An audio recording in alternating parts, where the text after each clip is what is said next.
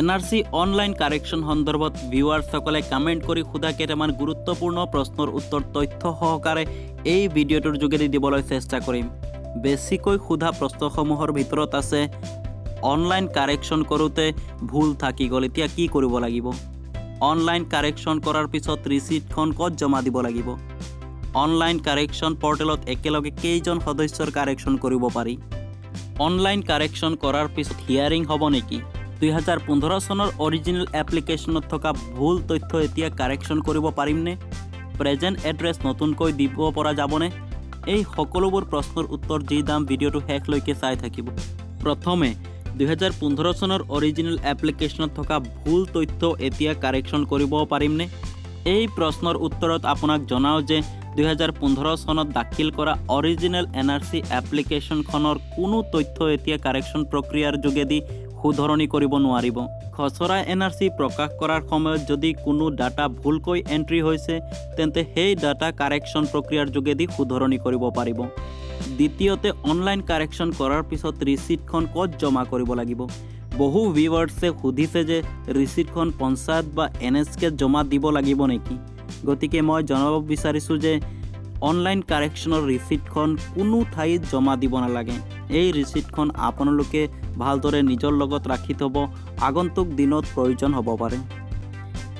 তৃতীয়তে present address নতুনকৈ দিব পৰা যাবনে? ইয়াত আপোনাক জনাওঁ যে NRC অনলাইন কাৰেকশ্যন পৰ্টেলত ৰেজিষ্টাৰ কৰোঁতে প্ৰেজেণ্ট এড্ৰেছ দিব পাৰিব, কিন্তু লগ ইন কৰাৰ পিছত কাৰেকশ্যন পেজত পূৰ্বৰ প্ৰেজেণ্ট এড্ৰেছ সলনি কৰিব নোৱাৰিব।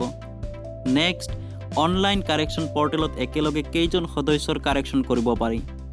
এই ক্ষেত্ৰত আপুনি জনা অত্যন্ত প্ৰয়োজনীয় যে NRC কাৰেকশ্যন পৰ্টেলত শুধৰণিৰ প্ৰয়োজন হোৱা সকলো সদস্যৰ একেলগে শুধৰণি কৰাৰ পিছতে ৰিচিপ্ট জেনেৰেশ্যন কৰিব লাগিব।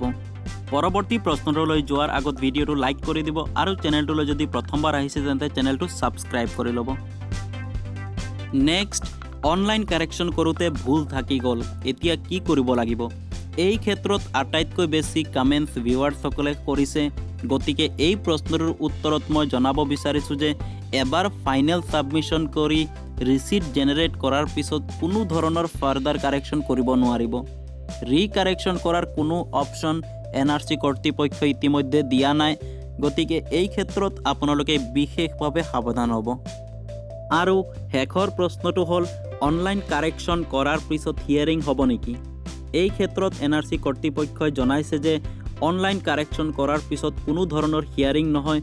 আবেদনকাৰীসকলে অনলাইন যোগে শুধৰণি কৰা তথ্যসমূহ আবেদনকাৰীৰ অৰিজিনেল এপ্লিকেশ্যনখনৰ লগত মিলাই চোৱা হ'ব। যদি মিলি যায় তেন্তে SMS যোগে এপ্ৰুভেল মেছেজ ৰেজিষ্টাৰ্ড মোবাইল নম্বৰত পঠিয়াই দিয়া হ'ব আৰু শুধৰণিসমূহ ফাইনেল NRCত চূড়ান্তভাৱে প্ৰকাশ পাব। ভিডিঅ'টো সকলোলৈ শ্বেয়াৰ কৰিব আৰু আপোনাৰ প্ৰশ্নসমূহ কমেণ্ট কৰি জনাব। প্ৰতিটো প্ৰশ্নৰ উত্তৰ দিবলৈ চেষ্টা কৰিম।